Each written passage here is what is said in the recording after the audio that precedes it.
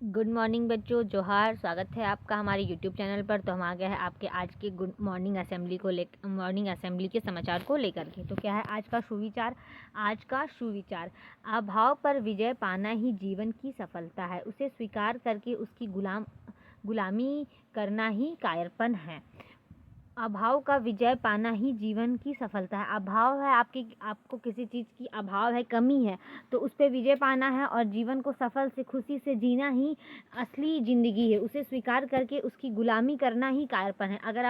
अगर आपको किसी चीज़ की कमी है, अभाव है, और आप उसकी गुलामी कर रहे हैं, हाय हम तो ये चीज़ नहीं कर सकते, वो चीज़ नहीं कर सकते हैं, तो ये आपका कायरपन है। तो आप उस अभाव के गुलामी बन जाएंगे। इसलिए जीवन में जो भी आपके पास प्राप्त है उसमें पर्याप्त रहे, खुशी रहिए।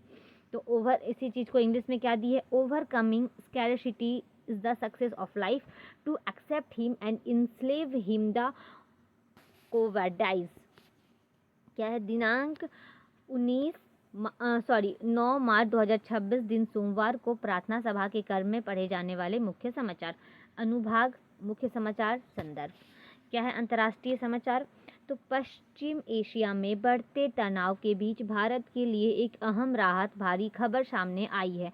ईरान ने संकेत दिया है कि होर्मुज जलडम रुमध्य से गुजरने वाली भारतीय ध्वज वाले जहाज़ों को निशाने नहीं बनाया जाएगा।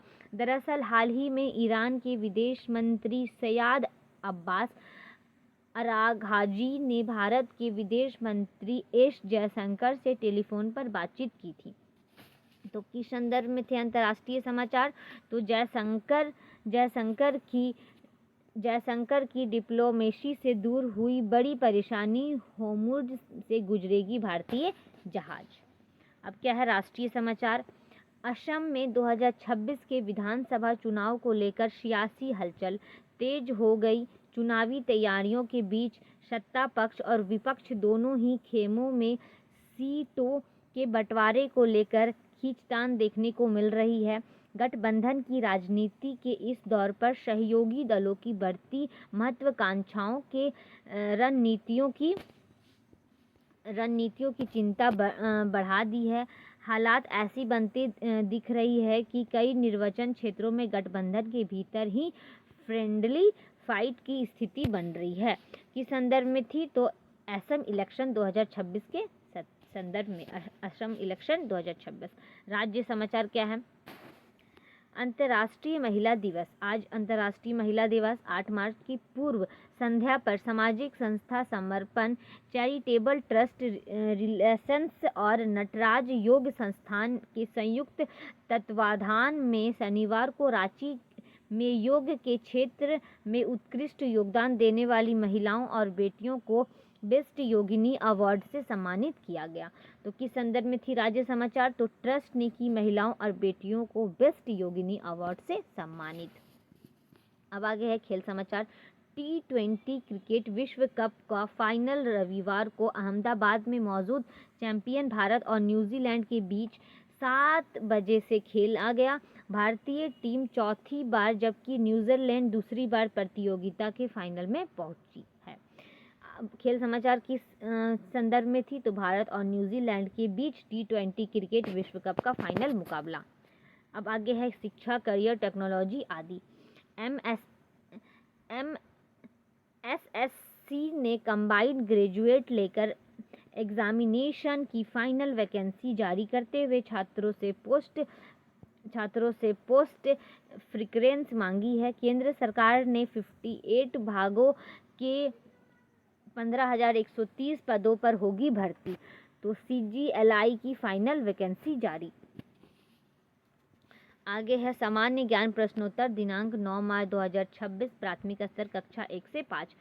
पहला, वह क्या है जो आपका है पर लोग आपसे ज़्यादा इस्तेमाल करते हैं। तो क्या है उत्तर, आपका नाम लोग आपसे ज़्यादा इस्तेमाल करते हैं। दूसरा नंबर क्वेश्चन है, किस फल में एक भी बीज नहीं होती। तो केला में एक भी बीज नहीं होती। तीसरा नंबर प्रश्न है, ऐसा कौन सा जानवर है जो कूद नहीं सकता है। हाथी, वो तो इतना मोटा होता है, कैसे कूद पाएगा।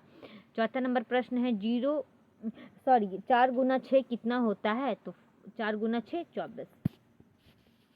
नेक्स्ट, बटरफ्लाई को हिंदी में क्या कहते हैं। तो तितली। बटरफ्लाई को हिंदी में क्या कहते हैं, तितली उच्च प्राथमिक स्तरीय कक्षा 6 से 8।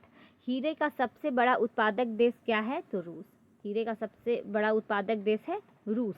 रेशम कीट पालन में भारत का स्थान कौन सा है? तो दूसरा स्थान। रेशम कीट के पालन में भारत का दूसरा स्थान है। तीसरा नंबर प्रश्न है, कारगिल युद्ध किन देशों के बीच हुआ? तो भारत और पाकिस्तान के बीच कारगिल युद्ध हुई थी। नेक्स्ट है, महाभारत का युद्ध कितने दिनों तक चला था? 18 दिनों तक। महाभारत का युद्ध 18 दिनों तक चला था। कौन सा फूल 36 साल में एक बार खिलता है? तो 36 साल में एक बार खिलने वाला फूल है नागपुष्प। अगला क्या है? माध्यमिक स्तर कक्षा 9 से 12। पहला नंबर प्रश्न, आईसीसी विश्व कप 2023 का खिताब किस टीम ने अपने नाम किया है?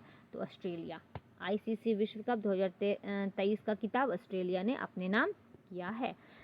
दूसरा नंबर प्रश्न, भारत के स्थल सीमा की लंबाई कितनी है? तो भारत के स्थल सीमा की लंबाई है 15,200 किलोमीटर। 15,200 किलोमीटर। तीसरा नंबर प्रश्न, विद्युत चुंबकीय प्रेरण की खोज किसने की? विद्युत चुंबकीय प्रेरण की खोज की है माइकल फेरांडे। चौथा नंबर प्रश्न, तराइन का प्रथम युद्ध 1191 में मोहम्मद गौरी को किसने हराया? तो पृथ्वीराज चौहान ने हराया। अगला, डाफला की पहाड़ियाँ मुख्य रूप से किस राज्य में स्थित है? तो अरुणाचल प्रदेश। डाफला की पहाड़ियाँ अरुणाचल प्रदेश में स्थित हैं। अब है प्रेरक प्रसंग, इंप्रेशनल थीम। यह तब की बात है जब सिकंदर ने अपने बल के दम पर दुनिया भर में धाक जमा ली थी। इसके बाद वह अमर होना चाहता था। उसने पता लगाया कि कहीं ऐसा जल है जिसके पीने से व्यक्ति अमर हो सकता है। सिकंदर उस जल की तलाश में निकल पड़ा। काफ़ी दिनों तक देश दुनिया में भटकने के बाद आखिरकार सिकंदर को वह जगह पा ही ली जहाँ उसे अमृत की प्राप्ति होती। वह उस गुफा में प्रवेश कर गया जहाँ अमृत का झरना था। उसकी खुशी का ठिकाना नहीं रहा। उसे विश्वास नहीं रहा था कि जिस चीज़ को पाने के लिए वह वर्षों तक सोच रहा है, वह अमृत जल कल कल करके उसके सामने बह रहा था। उसने जल पीने के लिए हाथ बढ़ाया था कि एक कौवे की आवाज़ आई। वह कौवा गुफे के अंदर ही बैठा था। कौवा जोर से बोला, ठहर, रुक जा, उसे भूल मत करना। सिकंदर ने कौवे की तरफ देखा। वह बड़ी दुर्गति की अवस्था में था। पंख झड़ गई थी, पंजे गिर गए थे, अंधा भी हो गया था, बस कंकाल मात्र की शेष रह गया था। सिकंदर ने कहा, तू रोकने वाला कौन? कौवे ने उत्तर दिया, मेरी कहानी सुन लो। मैं अमृत की तलाश में था और यह गुफा मुझे भी मिल गई थी। मैंने अमृत पी ली और अब मैं मर भी नहीं सकता, पर मैं अब मरना चाहता हूँ। देख लो मेरी हालत, एक बार मेरी और देख लो, फिर उसके बाद यदि इच्छा हो तो अवश्य अमृत पी लेना।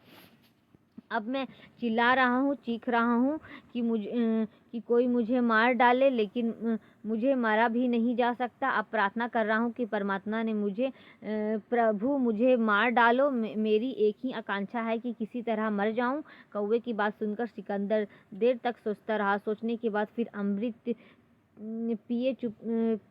पिए चुपचाप गुफा से बाहर वापस लौट आया। सिकंदर समझ चुका था कि जीवन का अंत उस समय तक ही रहता है जब तक उसका आनंद को भोगने की स्थिति में होते हैं। इसलिए अवस्था की रक्षा कीजिए।